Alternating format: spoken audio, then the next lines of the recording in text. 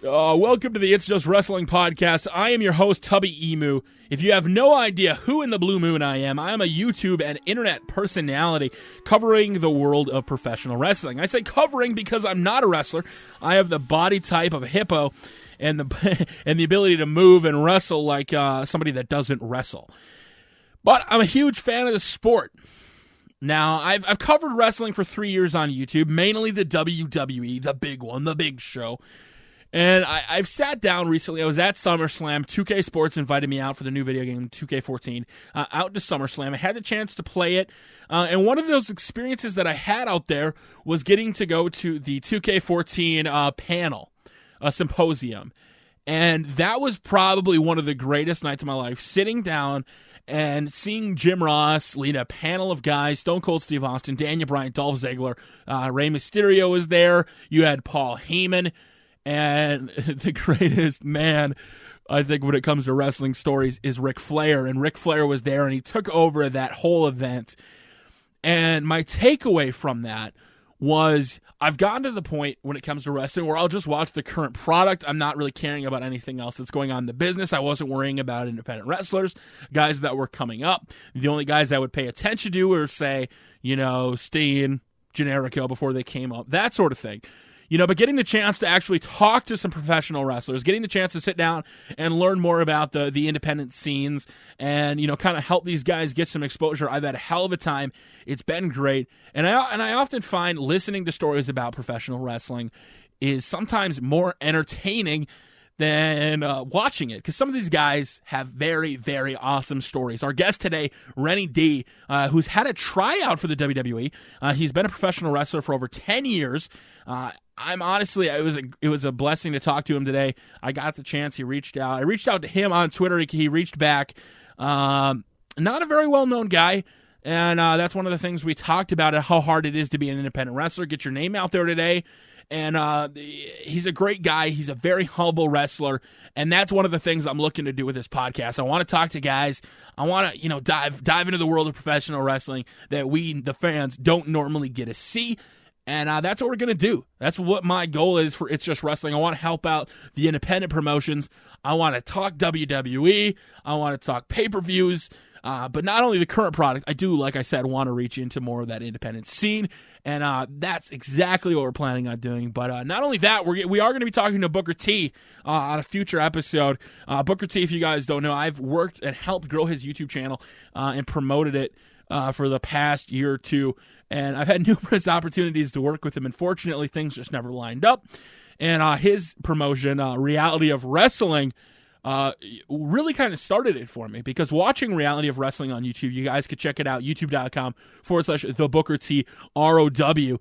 It's a great promotion. I like watching it. The guys that go out there put on a show, and it's taped down in Texas. And, one of the coolest things about it is he's using his own stuff to raise money. They got a production truck and things like that. Booker T cares about it. He runs his own school. He's got trainers there. He's a great guy. It's a great promotion. And I just want to do that. That's what I want to do. We're going to explore it together, the world of professional wrestling from a fan's perspective, not necessarily a professional wrestler standpoint. For that, you can always go check out Cole Cabana, one of my favorite podcasts, and, of course, Stone Cold Steve Austin. I can't promise we're going to have the biggest and greatest. I don't think I'm going to be able to take out the phone and call up John Cena. I did have the opportunity to work with the WWE. I worked with the WWE over the summer for 3 months producing content for their YouTube channel. I mainly did pay-per-view sims and things like that. Unfortunately, it came time. They were great guys. Had a hell of a fun time. Personal things in my life kind of set me back. Last year, I was able to make a good amount of money. This year, we kind of hit some troubles, and I've had to really, really pull back on promotion and giveaways, and especially when it comes to the video games. For WWE, I always give away tons of copies of the game at release. This year, unfortunately, I don't know if it's going to happen. So this is a viewer and listener supported show. Anything helps. If you want to throw us some money our way, feel free. It's justwrestling.com. You can donate.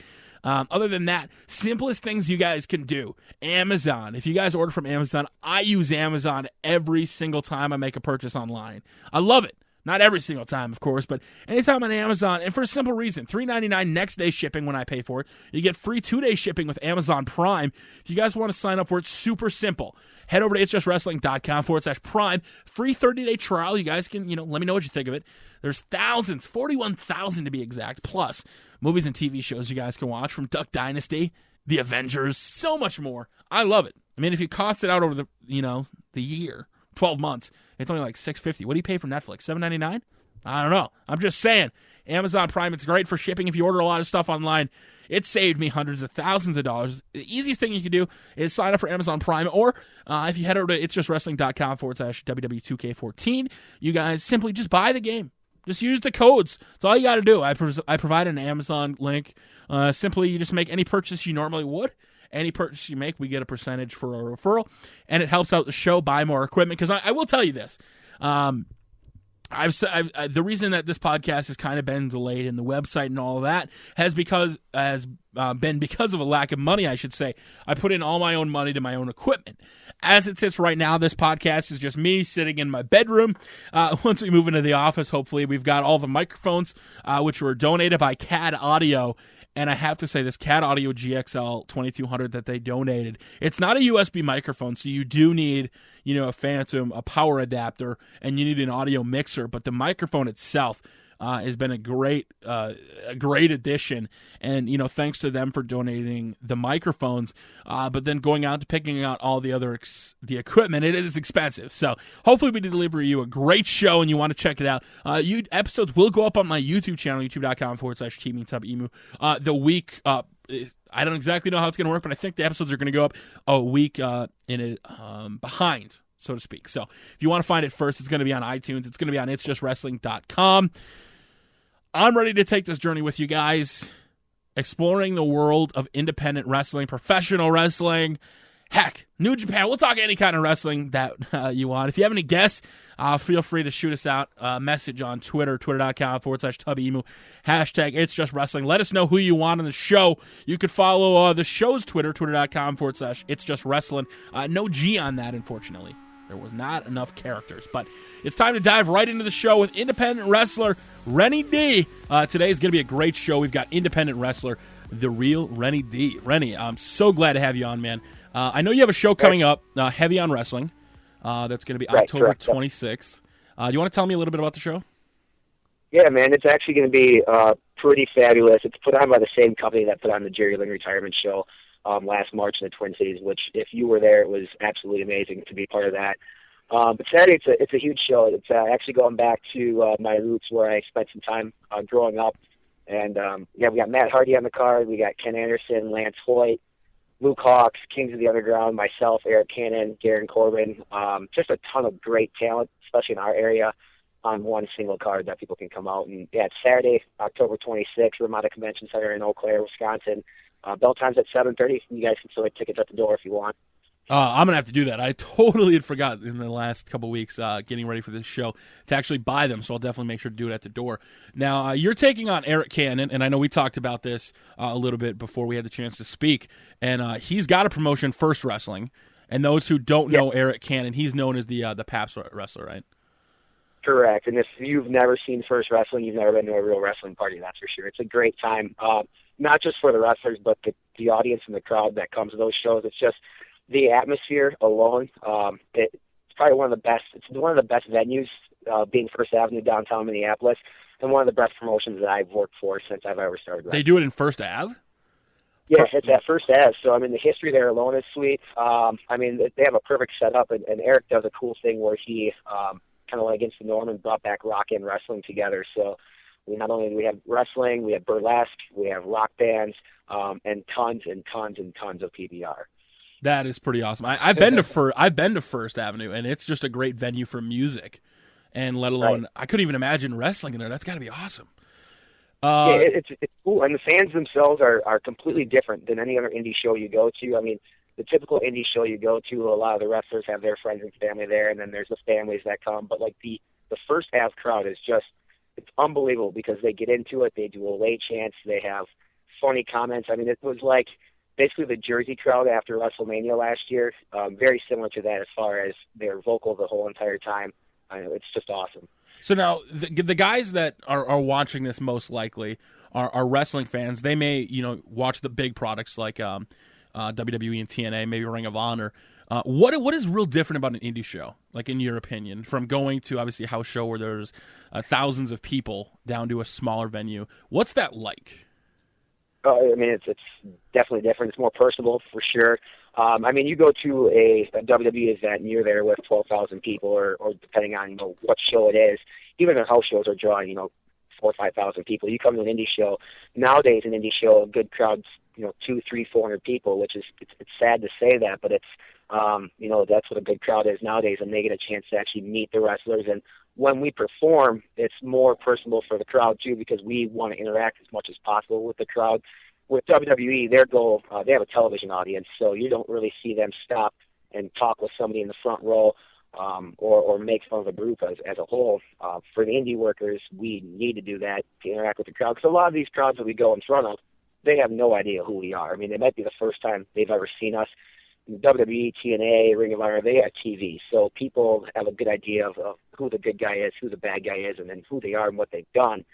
But for us, if we're rolling in like this Saturday, Eau Claire, Wisconsin, sure, I spent some time there, but there's going to be a lot of new wrestling fans that have no idea who Renny D is. They're going to have no idea who Eric Can is, and different people on the card. So we have to do a better job of establishing ourselves, so that way when they leave that venue, they remember our names for next time, because we don't have the opportunity to be on TV every week like these big promotions do. So now, not having a chance to be on TV, how difficult is that? Because like a lot of my fans personally, watch these guys and complain about them not getting a push in WWE because the company's not pushing them. When you're on the indies, obviously you're creating your own success, right? You're building your own buzz. So right, correct. I mean, I would put majority. And for myself, I don't think it's that difficult to get over with a crowd, but it also comes with experience. I've been doing this long enough now that I know what works and what doesn't, and I'm willing to try new things. And if it doesn't work, that's fine. You make mistakes and you learn from them, and I've done plenty. So I for myself, don't feel it's that difficult, but I have seen, and I still see on a lot of shows that I'm on, how much of a struggle it is for certain people to get over in an aspect where they're a heel or a face, and the crowd they're just silent during the matches. And those are the people that I like to pull aside after the shows and talk with them, say, hey man, you need to do this differently, or you need to do something else with your character. But, I mean, at the end of the day, it's on us. I mean, the promoters give us leeway to do kind of what we want, and sure, there's some directions they want us to do, but at the end of the day, it's strictly on us as a character and as a talent to make sure we get over and do what we need to do to get the reaction from the crowd.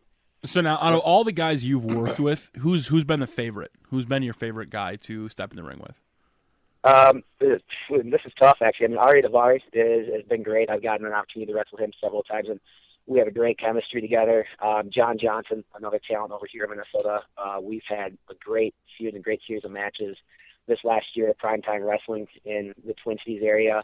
But Horace the Psychopath, probably one of the best I've ever had, and he's a 20-plus year veteran in the business.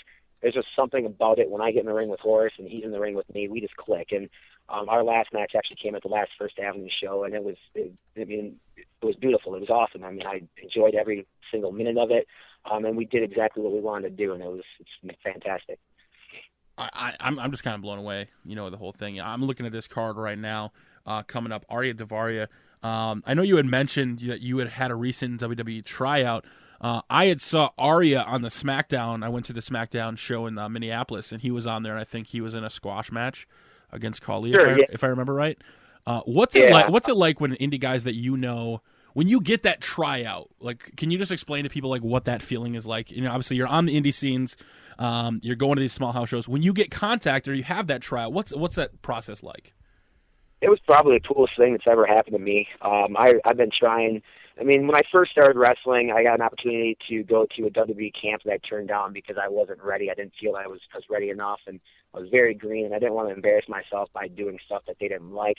And then once I started getting more serious in the wrestling and more serious in the bodybuilding, and I had a look and a character, and my in-ring skills were exactly where I wanted them to be, I made a good push on actually trying to get a tryout with WWE. And when I got a phone call, and I actually missed the phone call, and had a voicemail, and I saw my phone said from Stamford, Connecticut, and I knew they were coming to Des Moines in Minneapolis. And I mean, right away, my heart just shot up, because I was like, all right, this is it. This is going to be awesome. Listened to the voicemail. They wanted me to come in for Raw and SmackDown. And I actually at this time had known that Arya was going, and another wrestler from the Twin Cities, Craven Knight, was also going. So, I mean, excitement, obviously, finally having that accomplishment, saying, hey, finally they want to take a look at me. Finally I have a chance to do something and make the most of it. And it was nice knowing that I was going there with, two guys I knew, too, to kind of make it a little bit more comfortable for me, because going into a big doghouse like the WWE, I had no idea what to expect. But overall, it was a fantastic experience. So now, when WWE calls for like these tryouts, obviously, when they go to certain areas, obviously they bring in local wrestlers, whether it's for a squash or a dark match, whatever. How did they find out about you? What do they specifically look at the guys that are currently in that area? Do you think they have like a list of guys they go through, or was it just they were coming to Des Moines, Minnesota, and you were one of the guys? Yeah, it's a combination of a few things. I mean, we can't be lying to ourselves. WWE has people out there. They know what's going on in the Indies. You always hear that they're not looking for indie guys and they want to develop ex-football players, which is true to an extent, but they know who's out there as far as talent goes. I mean, they have people looking at the Ring of Honors, the Dragon Gates, the smaller promotions around, the Pro Wrestling Guerrillas out in California. I mean, they know those for sure, but they do keep an eye on the smaller ones as well, because there are plenty of small indie promotions around with great talent. And then they also have their former Florida Championship Wrestling before it became NXT. They actually have a website where potential candidates can upload like a bio on themselves, upload video as a promo pic. So they get a list that way, and on that you can go ahead and select the areas that you're willing to work for and things like that. But at the end of the day, it is all about, it's on us again. I mean, whether we fill that out on their website or we're busting our ass in the ring and reaching out to them and contacting them directly, which is kind of how I got looked at. I mean, I reached out to them and I kept trying to press the issue, because if I'm going to sit back and wait for somebody to come to me, that might not be the best thing in the world for me. So you have to be proactive about it and just get out there and keep bugging them. And eventually they're going to look and, they liked enough what they saw. They called me to come in, and it's been the coolest thing that's ever happened to me. Nice. Yeah. So now what happened from that tryout specifically? Did you get a phone call afterward? I mean, did anything come from that? Yeah, actually, I mean, it was great, because like Monday we went down to Des Moines, and we had no idea what to expect. We sat in catering for like 2 hours waiting for the talent relations people to come and talk to us. Finally, William Regal came and talked to us, and he was pretty much, our go-to for both days. He sat with us for hours upon hours, and we got a chance just to shoot the breeze with him, ask him questions about wrestling, ask him what the WWE is looking for nowadays, and he would give us tips and stories, and it was just great. So Monday was more of just a filler out. We got to hang out with William Regal, watch some of the stuff as far as production and how it works. And then Monday's actually when we got to do a little bit on Raw. We actually got to dress up as security guards, and we were the 3 individuals that actually escorted Cody Rhodes out after he got fired. But then Tuesday at the SmackDown tapings, that's when we actually got into the ring and actually had a tryout match, and then we did promos for William Regal as well. And basically what came of that was my promo was excellent. I pride myself on being an entertainer first, as far as making sure I can get over with a crowd. And the in-ring stuff, and William Regal, would look at that, and he strictly told us, he said, this is going to be the hardest thing you guys will ever have to do, because we're wrestling in a 20 by 20 ring with 15,000 empty seats around you. And there's something to be said about that, because when I wrestle in front of somebody, a crowd of 200, I have energy for something to feed off of. When you're nervous... So it was completely empty. Was the arena completely empty? Oh, yeah. It was 4 wow. hours before go time. I mean, completely empty. The only people that were there were really William Regal, and then Road Dogg Jesse James, and then some of the other talent that was out walking around and just kind of getting ready for the show. And they surrounded the ring a little bit. So talk about intimidation. I mean, you got no casual fan there. Everybody who's done something in the business. And then on my part, I had to wrestle a kid from Missouri. I met him a day prior. He's been wrestling for 6 months. So it was very, very different experience for me, because I was wrestling a kid who was so green that didn't know a whole ton about wrestling.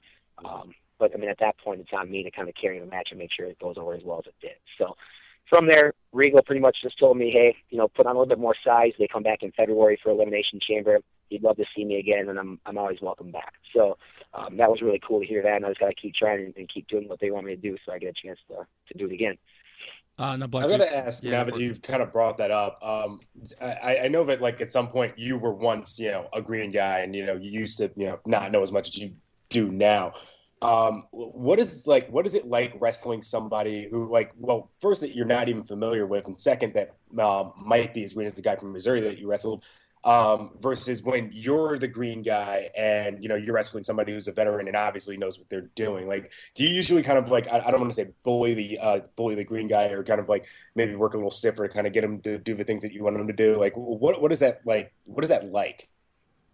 It's different. I mean, I can remember I started wrestling about 10 years ago. I actually started at the age of 16, and I was, I probably thought I knew more than anybody. And I think that's with any green kid. They've been watching on TV for years, right? So they know everything there is to know about wrestling.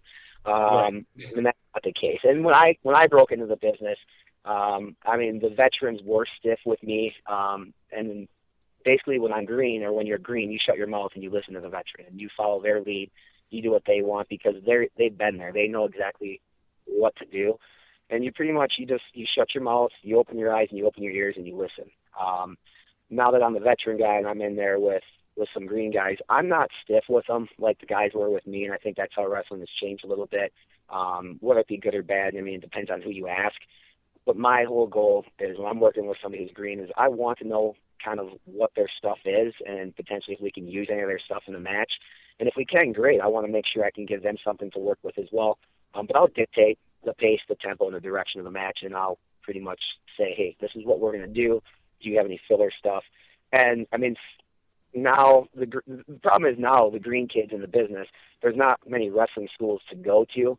So a lot of them are whether it be self-trained or there'll be promoters who want to save $50, so they'll book somebody for $10, $15, and you get somebody on the card who's not trained. And that's the big difference now than it was 10 years ago. Because 10 years ago, you're not getting into the business unless you've been trained by somebody. Were you trained by anybody? Yeah, my trainer was Red Lightning, was his wrestling name. Troy Brostrom was his real name. He actually went through the Kempatera camp and did some stuff with Eddie Sharkey as well. So he knew what he was talking about. We trained. I mean, I literally set up and took down rings for months and months and months. And all I could do was hit the ropes and take bumps. And then finally we learned psychology. And after a while, I think it was June 21st, 2003, I had my first match. And it was what it was. But, you learn a lot from there. And that's the big difference in the direction of wrestling then as it is now, as far as, the green kids then at least had training. The green kids now really don't. Are coming in on their own. So now you've been in the business 10 years, and you had brought up the last Heavy on Wrestling show, and I know you took on the Blue Meanie. I have the body type of the Blue Meanie. I'm a big dude. So what is the difference? Because obviously you're a smaller guy. So when you're in the ring with a bigger guy like Blue Meanie, can you what does that feel like? Like I can't even imagine being in the ring with myself. So yeah, I mean, we had a certain direction we were going to go. As far as that certain card, every match on the card was great. I mean, they all had a specific purpose, but basically every match on the card was a wrestling match. Blue Meanie and Al Snow being the Job Squad, they're a very comedic group, so we took a different direction with our match. It was more comedy involved, but we played to the strengths of our sizes. Like Blue Meanie and I did a spot where we did a thumb wrestling match, and my partner came in to break up the 3 count on a thumb wrestling thing, and Blue Meanie moved his hand, and my partner stepped on me, and then we fought, and then he basically came and bulldozed us down. So, as far as in that match too, I'm a heel. I'm not going to be doing flippy flop moves off the top rope and things like that either. So it was more kick and punches. And the thing with having Blue Meanie in the ring is our goal was to isolate Al Snow, and Al Snow is not a small guy by any means either, but he's not as big as the Blue Meanie. So basically, when you're in the ring with Blue Meanie, you're going to feel every splash, every power slam, and trust me, I did. So it's difficult, but it's fun because it allows us to be creative and figure out different ways to approach a certain situation. So now you're coming in exactly what you just said, where this is more of like the comedy relief type match. And I guess for the people listening, I guess what would you compare this more to, like a Santino Marella type thing on Raw? Like more of that where you're trying to... Go ahead. Sorry. As far as the match that we had at on Heavy On Show, I mean, yeah, Santino Marella definitely on Raw. Colt Cabana on the Indies. I recently listened to a podcast with Colt and Stone Cold, and Colt actually touched on it as far as he's going to prolong his career in professional wrestling by doing the comedic bit. And if there's a spot back in WWE for that, because obviously Santino's got a job there. So, and it's a shame. Colt should have a job there, and I think he eventually will. What people don't realize is these entertainers who are comedic, like Santino and Colt, are phenomenal wrestlers. Like, they are great wrestlers and great athletes. And we don't see that all the time because of the community bit, but there's a spot for that in wrestling. And if, like this past Monday on Raw, Santino dressed up as Elvis, I mean, they're allowing it to happen. So, I mean, you can't tell me there's not a place for it. When you see Colt perform live, you can't help but to enjoy every minute of his match, because not only does he do comedy, he does mix in great wrestling moves, and his matches make sense, and he does tell a great story. So now, if you were on WWE tomorrow, say they called you back, they got you into the product, besides obviously what they would come up with, their list of names, and we've heard stories about that, what kind of character would you want to have? I don't care. I mean, if they offer me a job, they can put a wig on me, they can dress up and paint like Goldust, they can make me do whatever. I mean, if they want me to do whatever they want, and I will adapt to it. I think I'm good enough to adapt to any certain situation. So, I'm like a young punk kid when I'm a bad guy. I'm a smiling pretty boy face when I'm a good guy. But they could make me be a turtle, a rabbit. I mean, whatever they want to do, I'm going to do it. I'm going to do it damn good, because if I have a challenge set before me, my whole goal is to always do the best that I can do in that certain situation. So, I mean, there's nothing that as far as, is there something that I would prefer to do? Yeah, I prefer to be myself, because I always feel that the wrestlers who are themselves, the Rocks, the Stone Colds, the Triple H's, etc., they're the ones that are always going to be the most memorable, and they come off the best.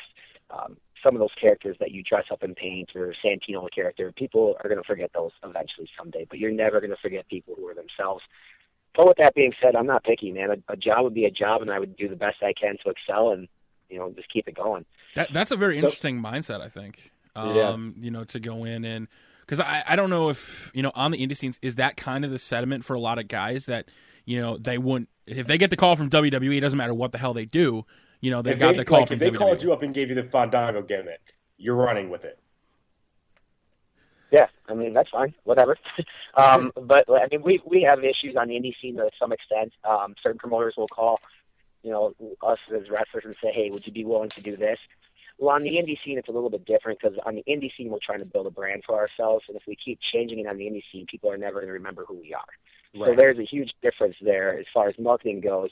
People know me as Renny D. What does Renny D mean? I don't know what the hell Renny D means. It's a name that people are going to remember, because it's what I've used since day one. So do I want to change it on the indie scene? No, absolutely not. Do I want to change my character on the indie scene? I mean, here and there's certain different things you can do to change it a little bit, but I don't want to change it dramatically.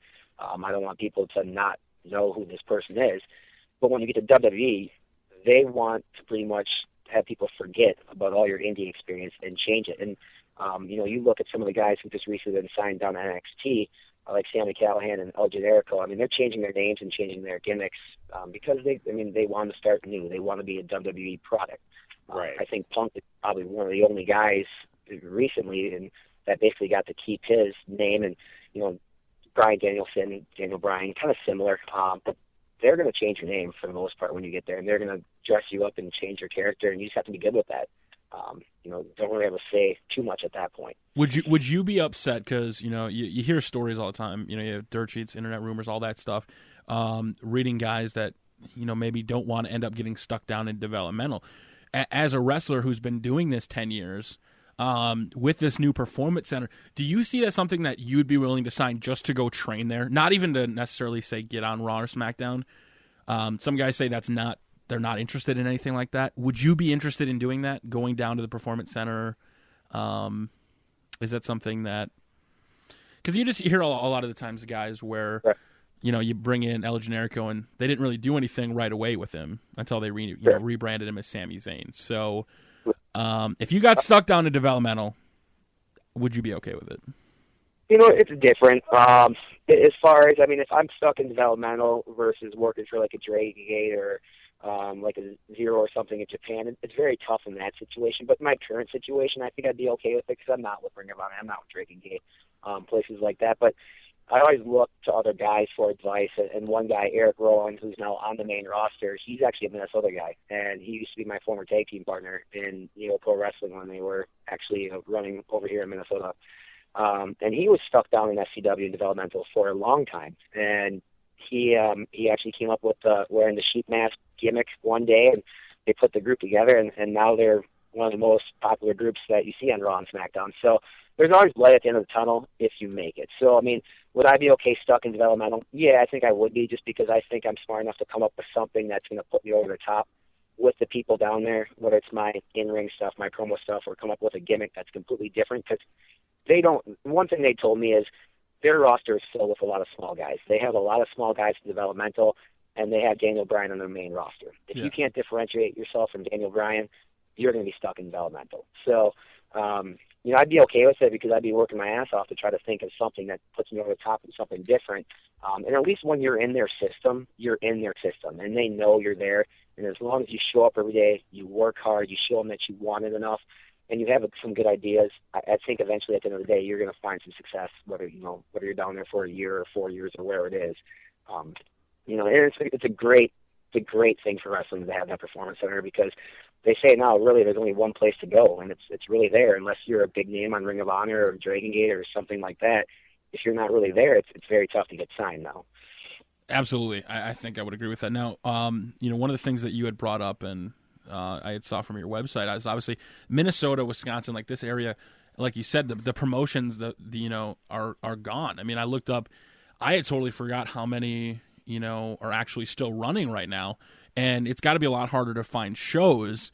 So now, what's your normal as a guy that travels on the road? What's the farthest you go? Like, do you have a set, area you want to wrestle shows? Will you wrestle anywhere? Obviously, it's different on the indies. Yeah, I mean, I would wrestle anywhere if the opportunity presents itself. I mean, I'm not going to drive 6 hours for mediocre pay either, just because at the end of the day, and wrestling's never been about money to me, but, I mean, you can't lose money going to a show either. So, yeah. I mean, there are some promotions down in, like, the Chicago area that are of a lot of interest. Obviously, to get out to the East Coast would be really cool. And like Darren Corbin is a good friend of mine in the business too. He goes to a lot of different places. Him and Eric can, go to a lot of different shows, whether it be St. Louis or even out to Oregon. And I'm totally for that. It just has to be the right situation for me, and make sure that, hey, I'm going to go here. I'm going to not lose a lot of money or lose money in general, and I'm going to have a good time and learn from it as well. So nothing's really restricting me, but there are a lot of shows in the Twin Cities. Not saying all of them are good, because not all of them are. There are a handful that are really good, but the problem is there's not a lot of coordination between the promotions. So on a random Saturday, you might have 3 different wrestling shows in the area, and that actually hurts. That hurts the product, because now you're taking 3 bases of wrestling fans and splitting them up, and you have a certain pool of wrestlers, of good wrestlers in Minnesota to pick from. And if you don't have those wrestlers, then you backfill and you pick other wrestlers who aren't that good, and you just put them on the card because you can pay them $20 and put them on the card.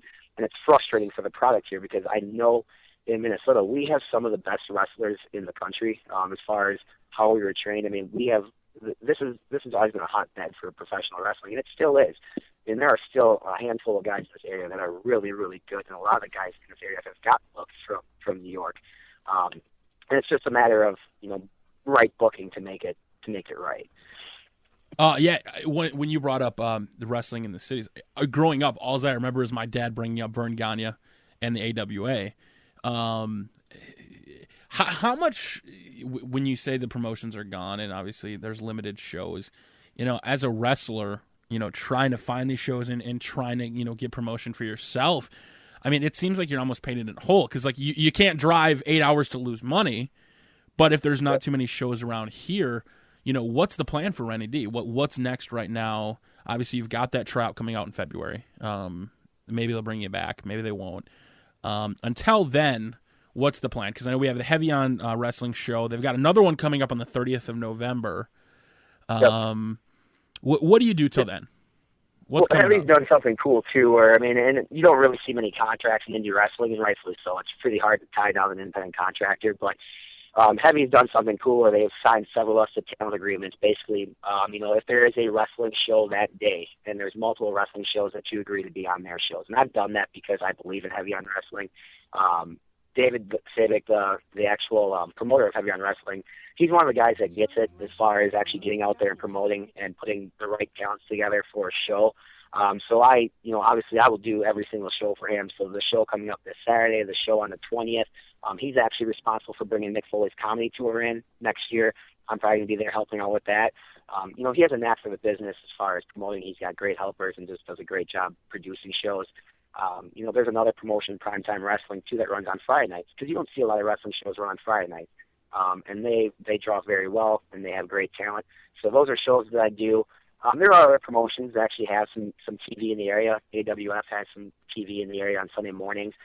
They typically have really good talent. But, I mean, if I get a call, what's different now than was like 5 years ago is 5 years ago I was trying to take any booking I could possibly get because I just wanted to get in the ring and get the experience. Now it's I still want to get as many matches in as I can, but if some small promotion calls me that I know is going to draw 12 to 20 people and that the talent pool is not that great, I have no problem sitting at home that weekend and just going to the gym and training that way, because I don't want to go into this place and make, I'll make my money. That's fine, but I don't want to wrestle somebody that potentially is going to hurt me if it's not going to accomplish anything. I want to always work with talent that's good.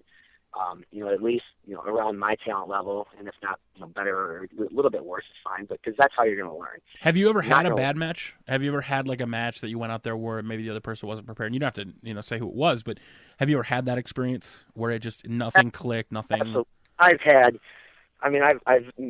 I'm the biggest critic in the world too, so I go get back after the curtain, and if I have that feeling in my mind, like, oh, this match was the drizzling, whatever, and we've all had them, and they're not fun.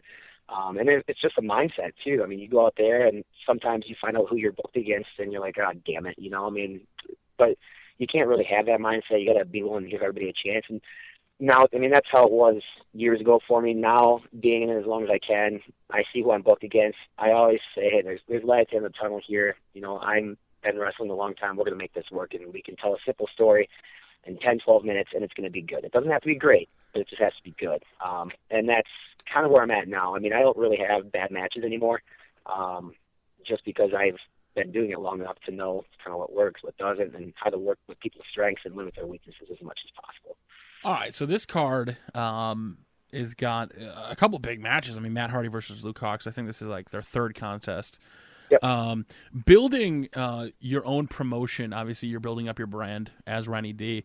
You see Matt Hardy now really getting into dropping the promos like on his YouTube channel.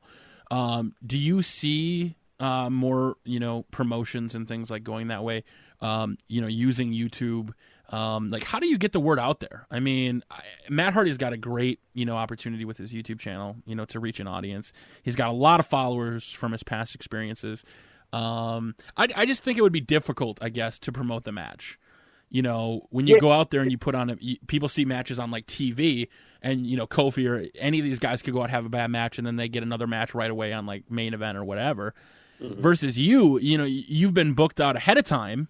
This is the match that you have to build for, and I think that just to me would seem a lot different as a casual fan watching. It's definitely, and I actually had a conversation with Darren Corbin about this probably at the last First Wrestling show, because Darren's one of the guys in this area that's really taken off with his YouTube channel and using social media to promote all his upcoming matches, whether it be, he's done a couple for the heavy show this Saturday, but, any promotion he goes to, he does a YouTube video, and he does a good job with it. My video skills and editing skills aren't the greatest in the world, but it's something that I want to learn to do, because I feel the social media explosion has been absolutely huge. As you guys know with your channel and with everything that you guys do, YouTube itself has just changed the way that we do things on the indie level, because now we can put matches out there, we can put promos, and a guy that you look at is in WWE, Zack Ryder, when he started his own, Long Island IV or whatever it was called. By using that and by having that as his kind of gateway, got him onto Raw and got him onto SmackDown and got him actually into a semi-major storyline involving John Cena. And, since then he's fell back, but it at least got him in the spotlight and got him looked at. And I think that's something we need to do more of, too, on the indie level, because, to be honest, William Regal told me this when we went down, he says there are wrestling fans and there are fans who enjoy the entertainment aspect of wrestling. Most people that go to a WWE show are not wrestling fans. No. They're family-based entertainment. They're there to be entertained. They're there to watch a movie. You go to a Pro Wrestling Guerrilla show, or you go to a Ring of Honor show, those are wrestling fans. They're not there for the entertainment purposes, but you got to be good at both. So I feel, using the social media campaigns and using YouTube to build yourself up and build the matches up is one of the best ways to do it. And that's why myself, I have to get into that, and I have to do it more. I was totally against Twitter, like until a year ago, and I realized, hey, if I'm going to start getting my name out there more, I needed to use it, and now I use it all the time, and I enjoy it. And it's cool to interact with you. I mean, that's how we got together, So it's helped me out so far, and I'm going to keep pushing it as much as I can. Now, what is this? Obviously, people that are just following you now, because we sent people over there, and your Twitter ad, kind of blown up a little bit. What is hashtag Gift of Lift? Why don't you kind of explain that to people? Yeah, actually, it was like last week. I'm sitting around, and I love, since Carlito hasn't been in the spotlight anymore, he's been hashtag body guy. And I use that in conversation amongst friends. I use it in the locker room, just joking around, because I got huge into bodybuilding and lifting. And if you've seen a picture of me when I first started, and then a picture of me 5 years in, and a picture of me now, I'm a lot bigger and obviously put on a ton of muscle. And so I'm just like, I want something cool like that. Body Guy's funny. It's hilarious. Like, you could put that on a V-neck T-shirt and you could sell that.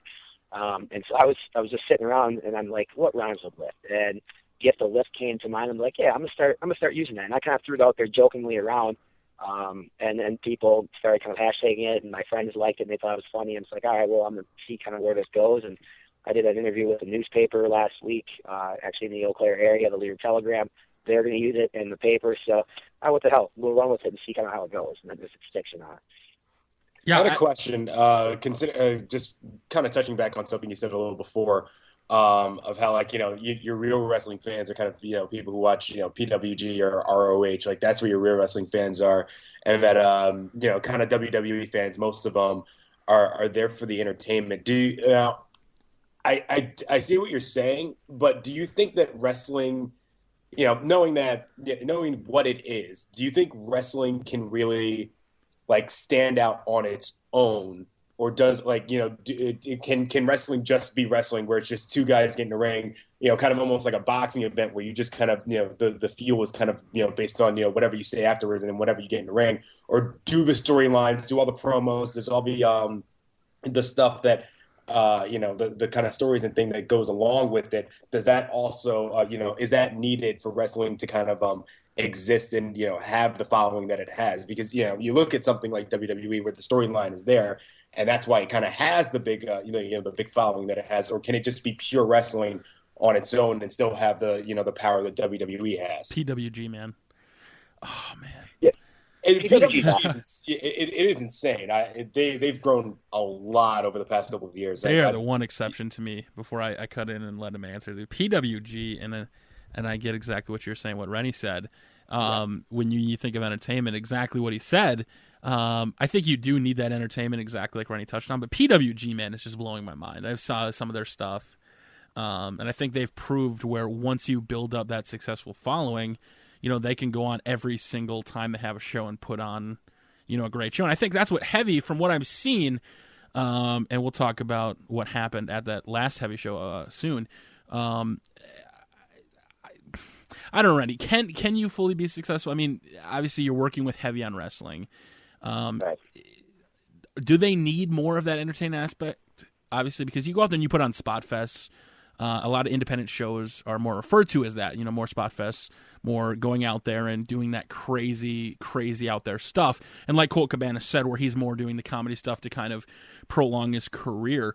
Do you feel that those guys on those indie shows that go out there and absolutely kill their bodies, I guess I kind of have a modification of his question, doing that, the insane spots, yeah. Yeah, does that supplement the entertainment aspect, I guess? I mean, it's tough. I mean, you look at like PWG and you look at Ring of Honor back in the day when they were at like the hottest point. I went to a Ring of Honor show at the St. Paul Armory when I was first breaking into the business, when Punk was still there, and they were at that point basically strictly a wrestling show, and that's when wrestling was really hot. And they didn't draw 2,000 people, and so.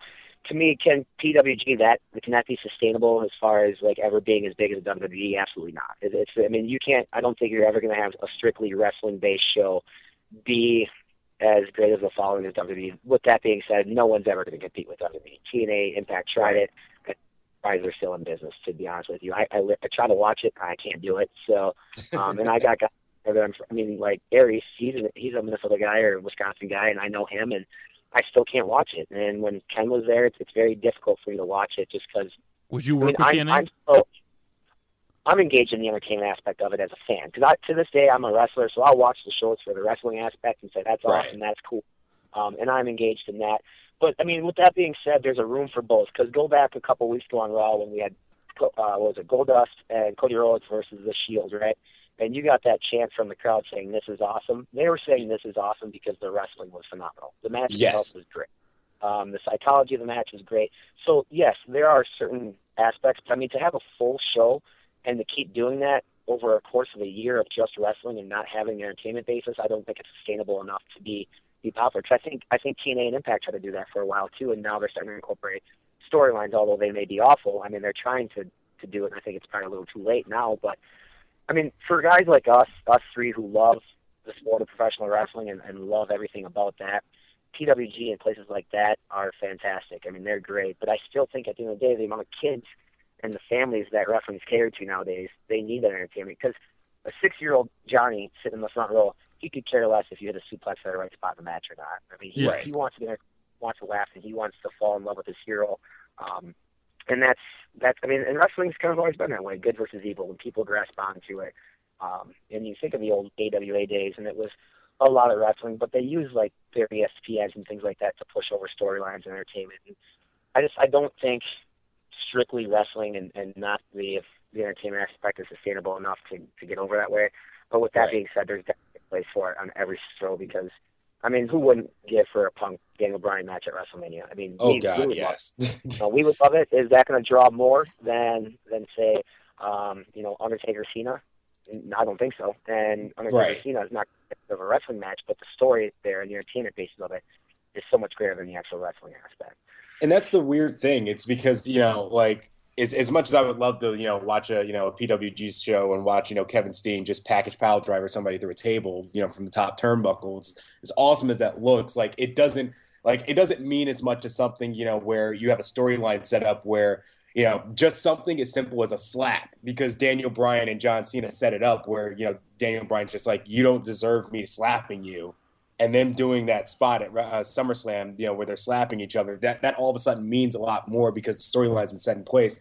But, the wrestling matters as well, where, the hype of, Brock Lesnar and CM Punk is there, but then they actually get in the ring.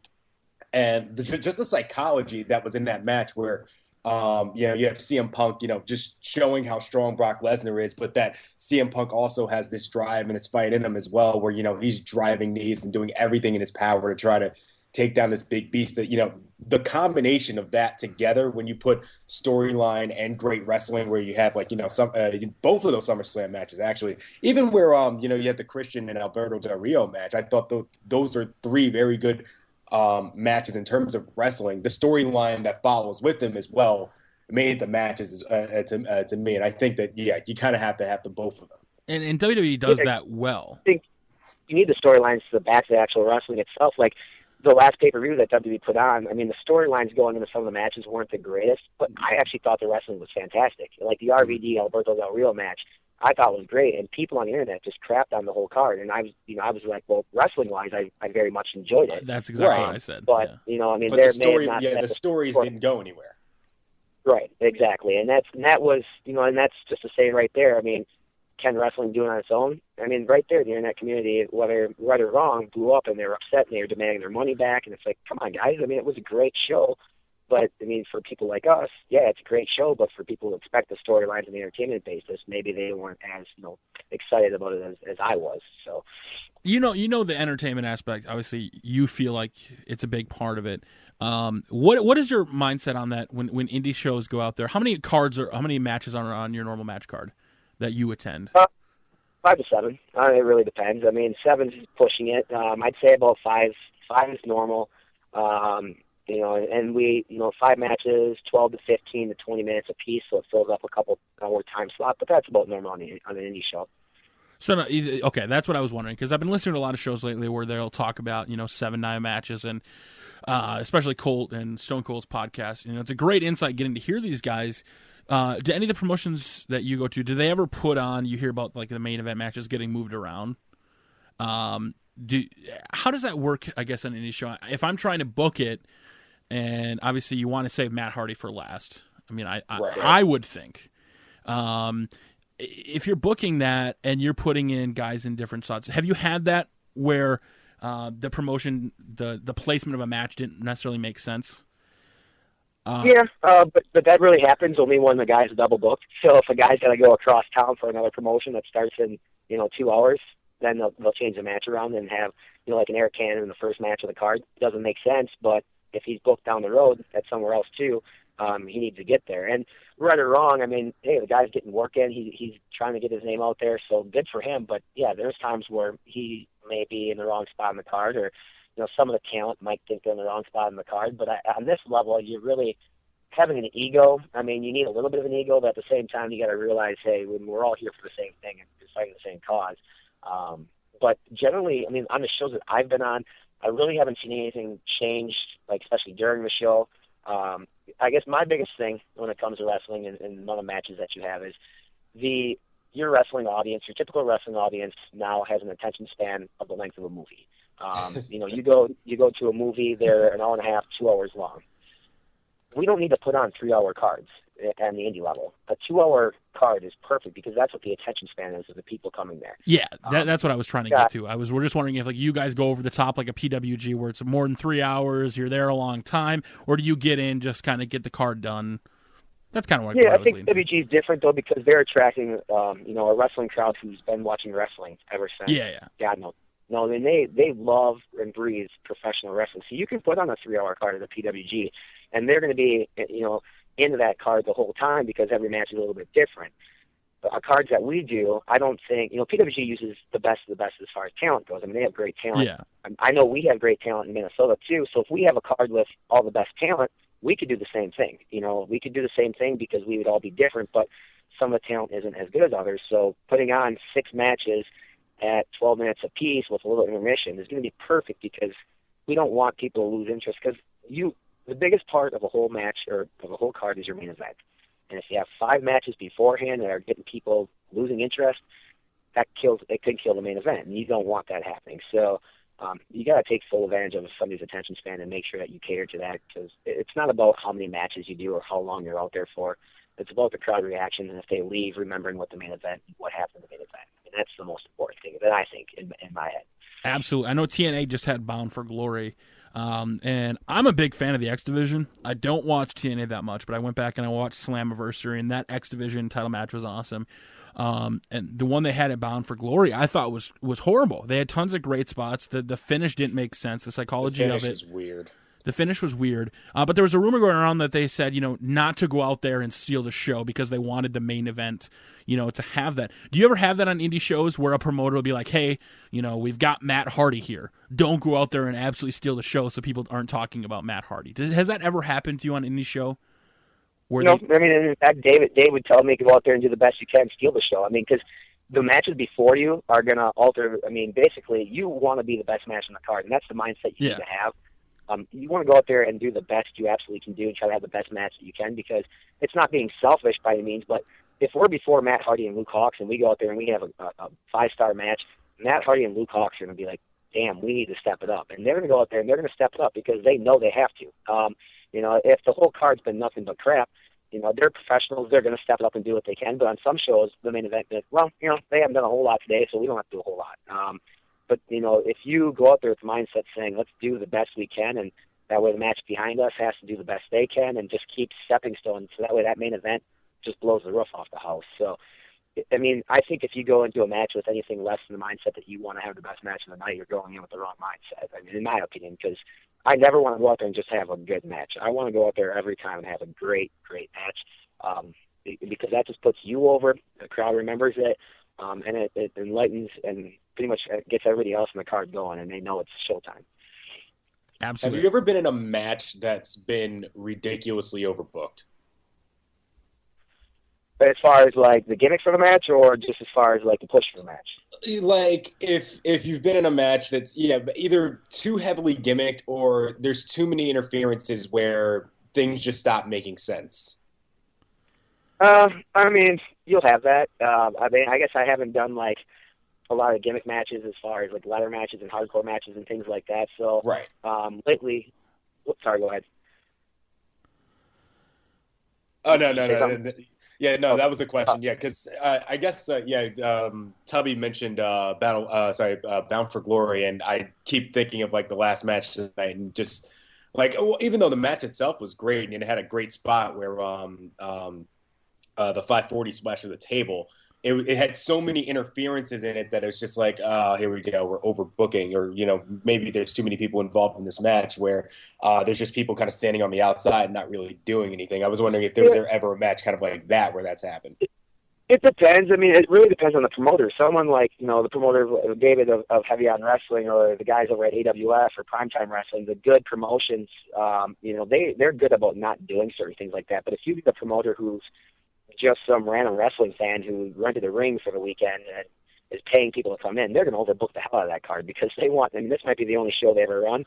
So they're going to try to get everybody on that they can. They're going to overbook every match. And that's not the way to do it, but they'll do it because, hey, this is my show. I'm a wrestling fan. I get final say. This is what I want to do.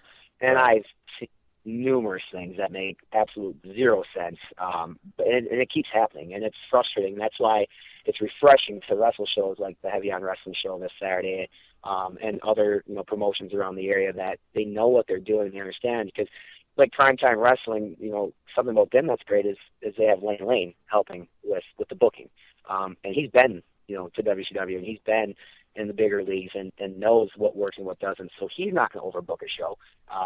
But if you get some Mark Kidd who's got a bunch of money and wants to rent a ring, you can almost bet that there's going to be quite a few things that don't make sense.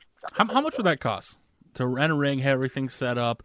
Obviously, there's a lot of fees, like for nothing related to promotion or anything, or insurance, or any of that. To rent a ring, to set it up, I just think that would be pretty awesome. But you got a show you want to put on? It would be awesome, but if you're going to do it, make sure you're going to do it right. Because the problem is, a lot of these people, they'll throw a ring in some armory somewhere, they'll post a Facebook invite on an event, and that's it. I mean, that's not how you get people in the door. There's a reason they call it promoting, and there's a difference between promoters and wrestling fans thinking they're promoters. So, would I ever want to run a wrestling show? Absolutely not. I have great ideas that I think would make sense. Watching WWE on TV, I will call the spot out in my head before it happens, because we kind of have that mindset thinking is, yep, this is what's going to happen, or this is what needs to happen, and it does. But I wouldn't want to run one just because the headache that goes along with it. On the indie level, there's so much work that these guys have to do. I mean, the amount of, with the show on Saturday, and Heavy not getting much sleep because you constantly worry, is the draw going to be there? Are we going to have enough people? Yeah. Are we going to make the happy? Is the talent going to show up, with their A game? Is everything going to pan out with the ring? And like that, let's go back to the Jerry Lynn show. I don't know if you guys were there, but it was a huge, huge deal and a huge production. And I've never seen somebody relieved as much as I saw David relieved once the show got about halfway through and he realized things were going to be okay. But I don't need time for that stress. I'll show up, I'll look at the card and say, all right, I'm fourth tonight. Let's go and worry about that. I don't want to worry about anything else. Worrying about yourself. I don't know how much it costs. I never ask how much it costs. As long as I have a good match and I get paid and I'm happy, everything else, that's why they're the bookers, and I'll let them deal with all that stuff. So now, if a booker happened to listen to this, now they're two-parter. One guy you want to work with on the indies, and one guy, past, present, or currently in the WWE you want to work with. Like, who's your dream indie guy, and who's your dream, say you made it to WWE, who's the guy you want to face? This should be fun. You got to do this to me, don't you? It's a great question. As far as indies go, I'm not even going to reach out there that far and pick somebody like in PWG or anything like that, just because I know wrestling like a Kevin Steen would be awesome. I don't know how well our styles would kind of go with each other. I'm sure it would be great.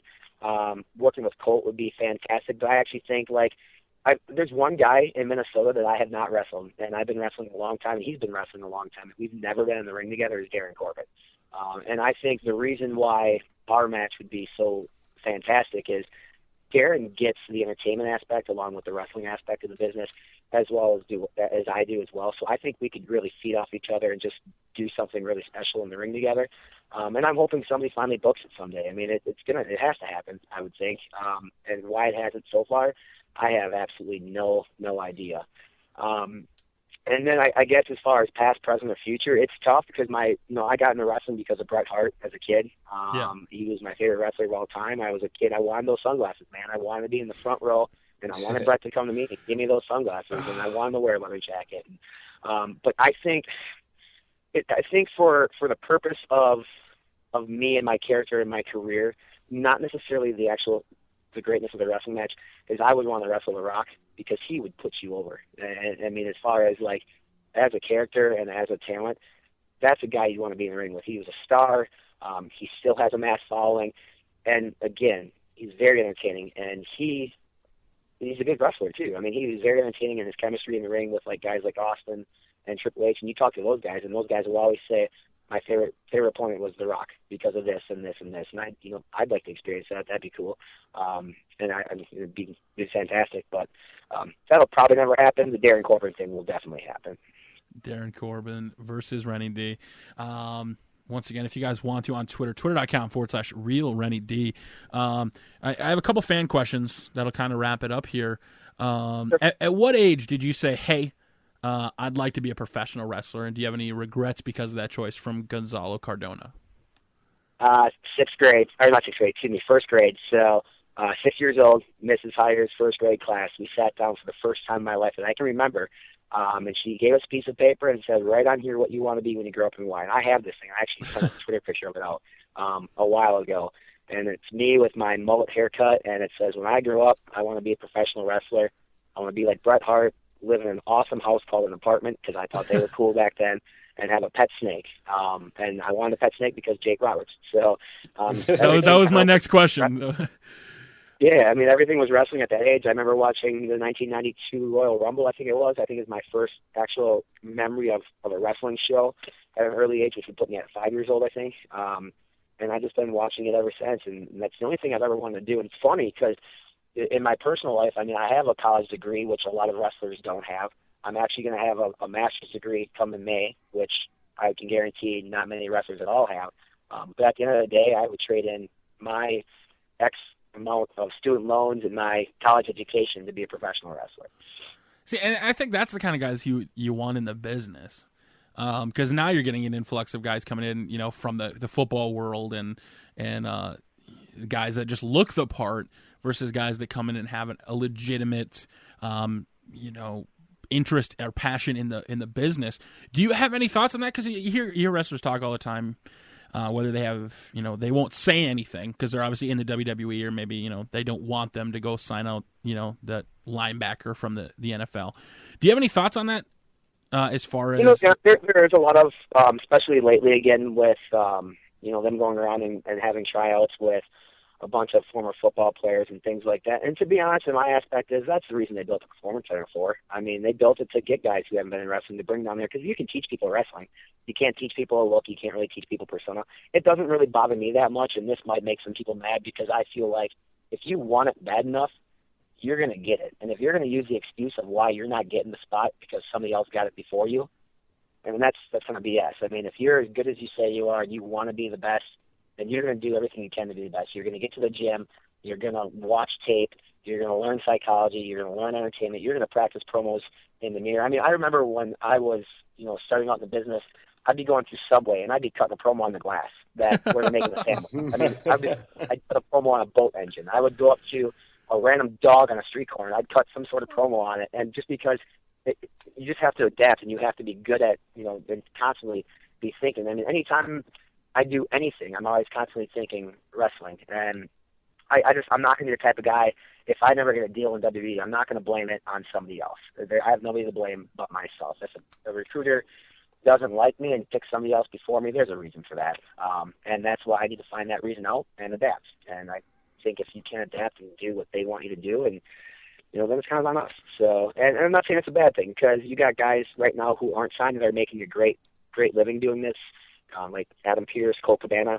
Yeah. They're indie guys. They're making a career out of this, and they're loving it. So it's not bad, and I don't think those guys blame anybody either. I mean, Adam and Cole are both down-to-earth guys. They love their life. They love the indie scene. And I can't really see those guys blaming anybody else either. I mean, if we don't get a shot, do something about it. So that's my thoughts on it. All right. We have one from James Dean. Great name. What are your thoughts on steroid use in the wrestling business?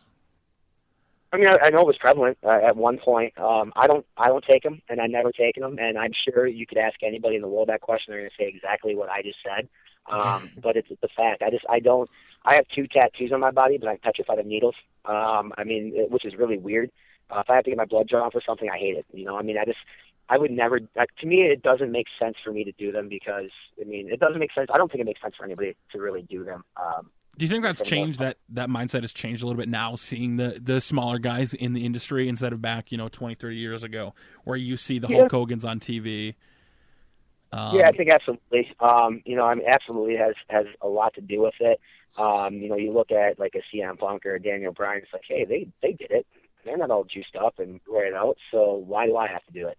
I've known people that have thought about it, and we've had the conversation, and ultimately they decided not to do it, and which is good for them. But I'm not for it. I don't think you ever need to take steroids. I've gotten pretty big. I went from 160 to 195 to over 200 by not taking steroids. It's all about eating right, getting to the gym, working out.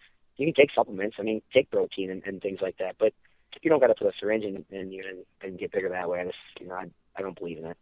Oh, man, great. And I found this letter, by the way. I went to your Twitter, at Real Renny D, and I found this, and it kind of just... The picture's fantastic, man.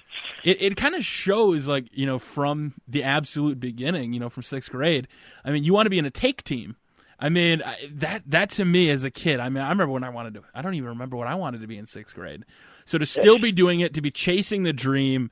my hats are off to you, man. I'm looking at this letter, and I'll upload this if it's all right with you. Funny thing is, too, actually, I started wrestling. When I started wrestling on the indie scene, it was a tag team, so it kind of all came full circle. And I guess here I am. I was 6 years old when I wrote that. 20 years later, and still doing it. So, would you prefer a tag team? Do you have any thoughts that some guys like to work in a tag team more? Some guys like to work individually. That was one of the questions I had from somebody. Yeah. When I first started, my tag team partner was my best friend.